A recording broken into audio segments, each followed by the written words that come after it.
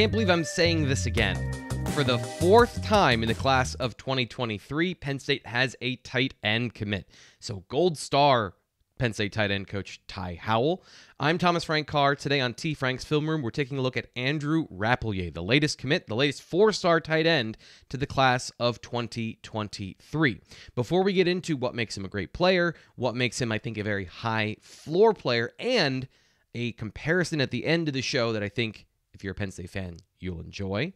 Make sure you subscribe to BlueWhiteIllustrated.com. Best way to support T. Frank's Film Room and our endeavors here is to sign up at BlueWhiteIllustrated.com. For just $1, you get 12 months of access. So if you're here watching Penn State football recruiting videos, you want to know about Penn State recruiting. You're invested. The best place to get information is from Ryan Snyder, our recruiting insider on the BWI message board, because he's got everything for you pretty much before anybody else. You want to be in the know, then you get all of this supplemental great stuff, including the context behind the rating. So what we do here on T. Frank's Film Room is a four-star tight end. What does that mean? What are the components that make up Andrew Rappleyea? We'll be getting into that. And of course, if you want to also support the show, subscribe here to Blue White Illustrated on YouTube as we march towards 7,000 subscribers.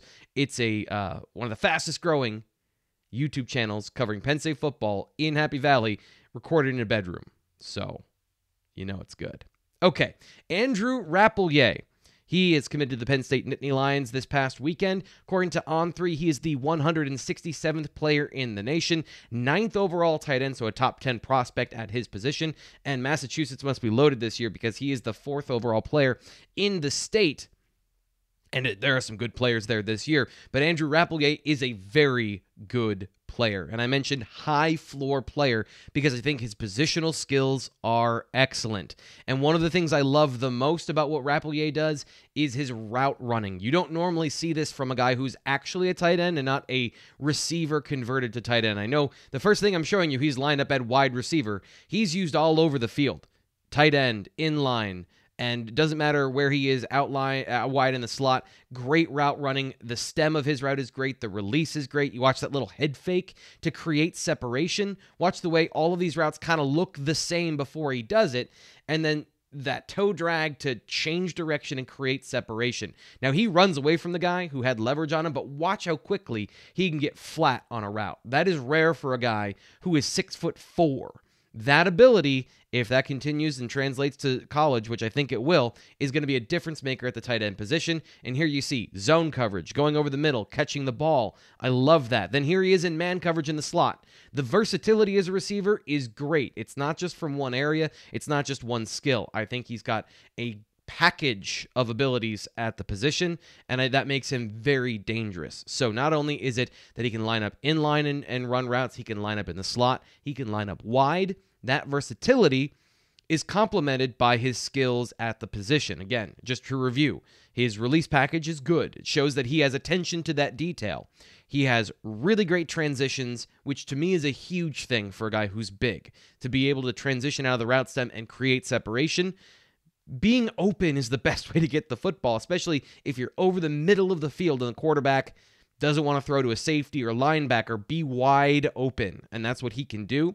And then on top of all of that stuff, I think one of the skills that makes him the next level sort of receiver is his deep receiving ability and his yards after catch, because this is an area where Penn State needs more of these players in the system, guys that at the tight end position can go up the seam. And you look at that. He tracks the ball over his shoulder.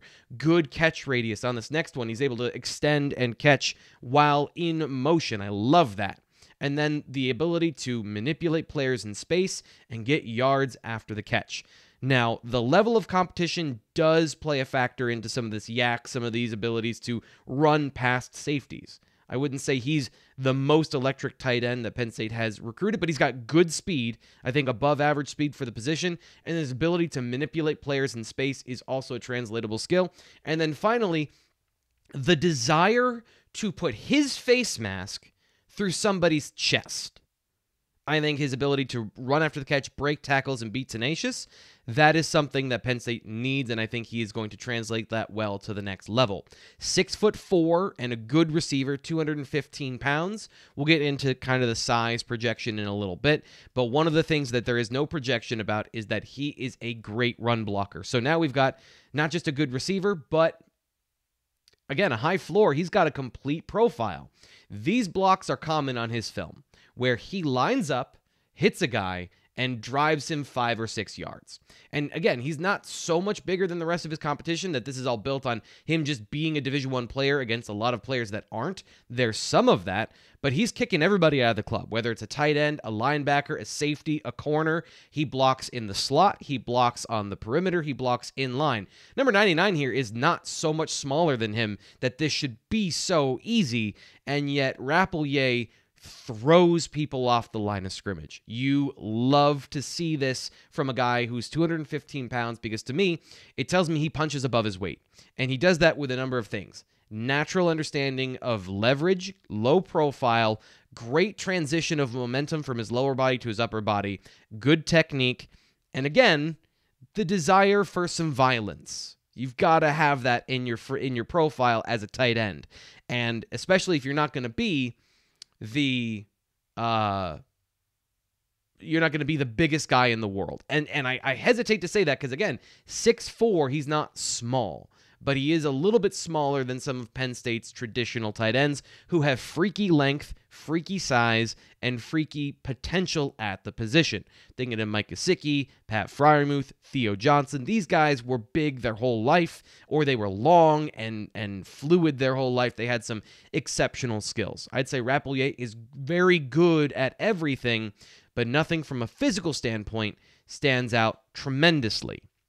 So let's look at the last thing that we have on film, and we'll talk about a couple of things that maybe aren't on film, and then some of the projection going forward.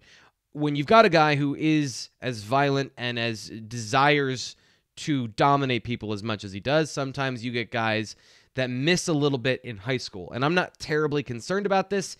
It's just this is time on task where you don't want to come with your head down. You don't want to get over your toes. You don't want to be lunging at players you tend to miss. And then some technique things of just making sure you get to the inside on an inside zone block, making sure you get that back off, the backside cutoff block, things like that. Nothing that I think coaching and more time learning the position and just refinement from a junior to a freshman or a sophomore in college will give you.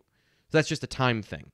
Now, let's get into the meat of what the question is about Andrew Rappleyea. And one of the reasons I think maybe he was the fourth tight end to commit, and some other guys committed earlier than he did, is that 215-pound size and then the projection of how big he's going to be.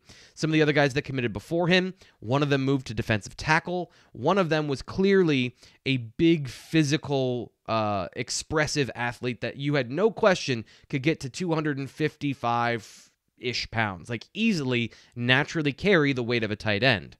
There is, I think, some question about just his frame. What size is he going to be? Is he going to be 245? Is he going to be 255? I think based on his strength and the way he plays the position right now, he punches above his weight, which means he's stronger than all of those things would indicate, and that multiplies the bigger you get. So even if he is just 250 pounds and he's playing at the borderline of the position, he's going to be strong enough to make a difference. Whether he is a dominant blocker or a good blocker that creates opportunities is, I think, kind of the difference. But with that in mind, his positional skills, I think he compares very favorably to Pat Freiermuth, another New England tight end who came to Penn State and was early in his career good at his position. And that's the part I'm comparing here because, again, Pat Freiermuth was a man-child coming into school, but was pretty much that size his whole career.